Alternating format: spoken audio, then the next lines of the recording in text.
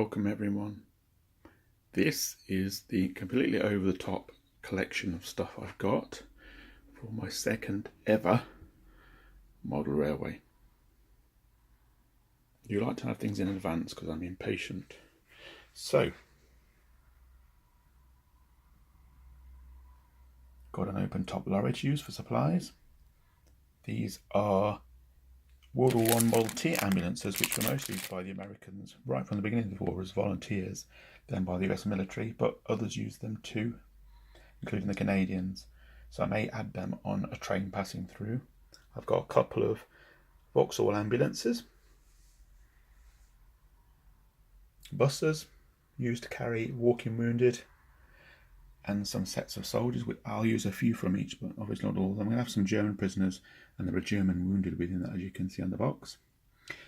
I'm considering having a crashed World War I aircraft, because the area I'm looking at did have three, for basing this casualty clearing station, did have three airfields of the Royal Flying Corps nearby.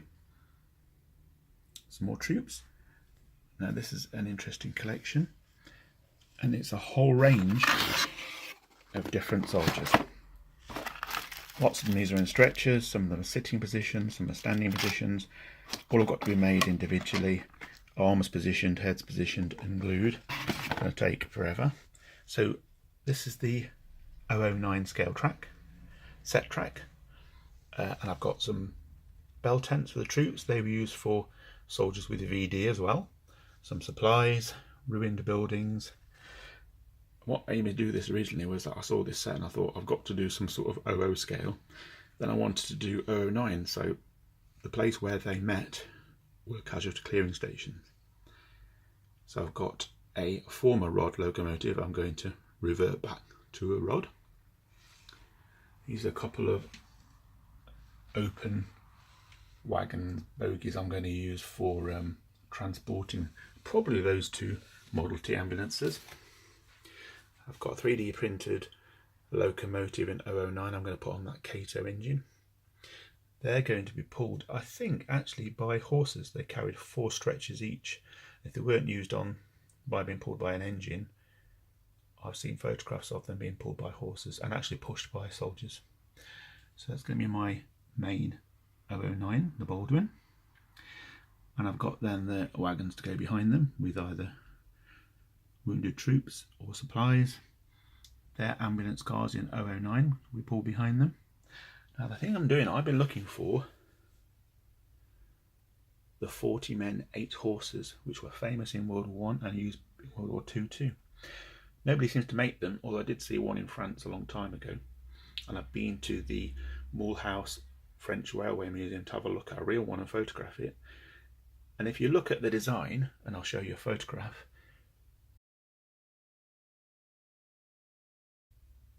they all had the drop down doors in the middle, and they all had the opening hatches to either side. Some were slightly bigger than this, and the nearest to it and things you can buy these days are these fruit vans.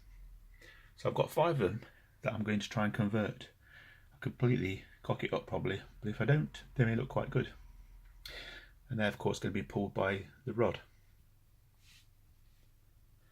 I've got a couple of ruined houses. I want to have one part of the layout as housing, which of course damaged by shell fire. The casualty clearing station's going to have hopefully a bit of tent if I can make it, which will have to be scratch built, but certainly they used nissen huts. One of the field ambulances I'm thinking of having this sort of in memory of is the 53rd North Midland Casualty Clearing Station. They were based in a lunatic asylum which looked a bit like that near Balliol, and that was the place where it was surrounded by airfields. So this is all a World War II post, but as you can see the damaged bits will cut out. I can use for my layout. Got a lot of bits to use in the layout, so I want to do some horse-drawn normal carts, but I've actually got an ambulance. I want to have a ruined church, and of course there've got to be some gravestones which will be damaged. Lots of World War I medical personnel, nurses and medics and wounded soldiers. Although casualty clearing stations were behind the lines, they were used for, they were in areas where there would have been training. So I really would like to do some sort of trench, and there's only two ways I can do that. One is to have a former frontline battlefield where the war has moved on. So for example, where the Germans left their trenches to the Hindenburg line in 1917, which was better built, which left the former World War I battlefields from the Somme 16 battles. Or I could recreate training trenches near the casualty clearing station. Now this barbed wire, in my view, or it's supposed to be scale, is a bit too thick, so I've got some wire to try and make my own, but that's going to be a challenge. And actually there is the wire just there, so I'd have to make barbed wire from scratch, and I want to make my own metal silent pickets. Going to put in some extra pallets of gear, supplies, and of course it would be nice to have a couple of illuminated oil drums and campfires, a couple of tents, more horses, supplies. Now I look for some World War I people in wheelchairs, and there doesn't seem to be any, but the caps on these are similar to World War I soldiers, so I might just try and recreate them and make them into soldiers if I can. This is the OO track. I've actually got some older track, but I'm going to try and use some of this new stuff. I've been collecting loads of paints, cork, there's some extra barbed wire, some of the scenery stuff left over from my Thomas track. This is the canvas I'm going to try and make these scratch tents with. I'm not sure that'll work out very well. Polystyrene base is very thin. I ordered this pipette, which I thought would be nice size, but it's actually massive. And then that's a wood for the frame for the board. And this time I'm going to cork the whole board, just to help with the silencing. And this is the stuff I've got, recommended by the terrain tutor, if you watch his very helpful YouTube channel, to cut out some hill and trench with. And I've got wood filler for making the mud, and for the grain I've got some chinchilla sand or some chinchilla dust, some paints there that I've used before. This is the control I'm going to use because it will supply hopefully both tracks, the 00 and 009, as well as the illuminated campfire and braziers, some more coloured paints. And I've actually bought some DAS modelling clay for the first time to try that. Last time I used shaper sheet and plaster, and I've still got some left over the plaster, so I might put that on top of this. And then I was tempted to have a go at putting my own DCC chips in. I haven't actually got the chips yet. I'm going to try it just with the regular first, but I may well upgrade. And that's about it. A lot to do. Oh,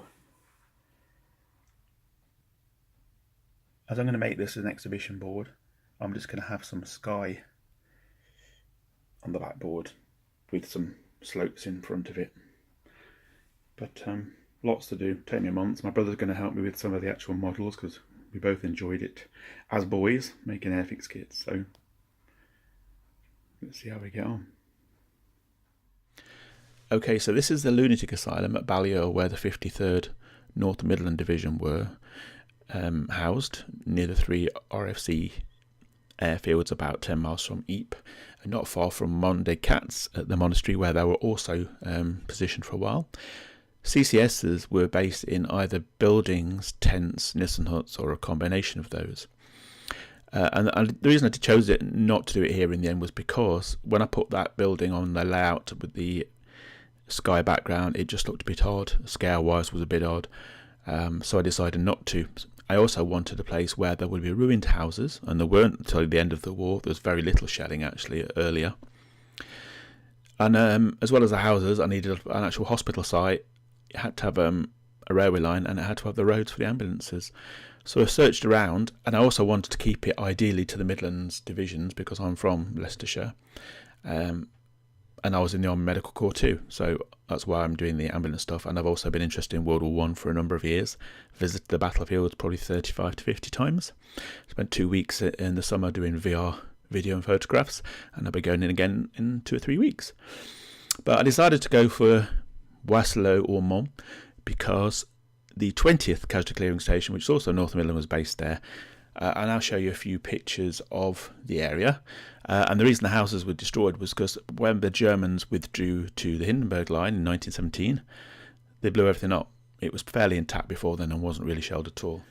One of the reasons I like Boisselot is that the Americans were based there from July 1917, and they were responsible for the light railways in that sector. And there are existing photographs of them in Boisselot at that time. They also sent medical personnel from their field ambulances particularly to train with the 20 CCS to gain experience of trauma.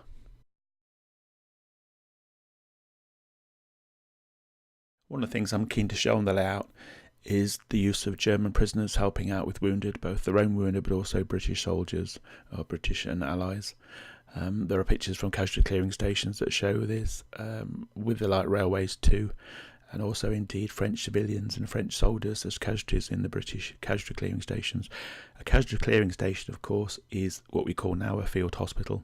I served with a field hospital and 2 different field ambulances in my time as a combat medical technician, although I'm a nurse by background. In researching 20 Casualty Clearing Station, I downloaded a copy of the war diary, which was written by an officer during the war. I was able to find out more about the location, so the exact dates that they were there, the staff compliments, and also that there was a train roughly every other day apart from when there was a fight on. And that the Casualty Clearing Station was indeed made up of tents and huts, which included orders for lots of new Nissen huts, the French Adrien, and the third hut whose name I can't remember, but so it was a proper mixture. This is a plan of the actual Casualty Clearing Station drawn by hand by the commanding officer, and you can see there's the railway line at the bottom, there's a relief road to the right, and even the size of the walkways in between the different tents and huts. Unfortunately, I got this just after I'd started doing the ward layout, so I can't actually do the layout they had, and there isn't actually room on a 5 foot by 3 foot board, which is what I'm doing it on. However, I'm using the right kind of buildings at least. The following last 2 slides are really going to be of a trench map of the time showing the location of the site, and also a modern day satellite view of the site to show where it is in France. And then I'm going to start doing my baseboard.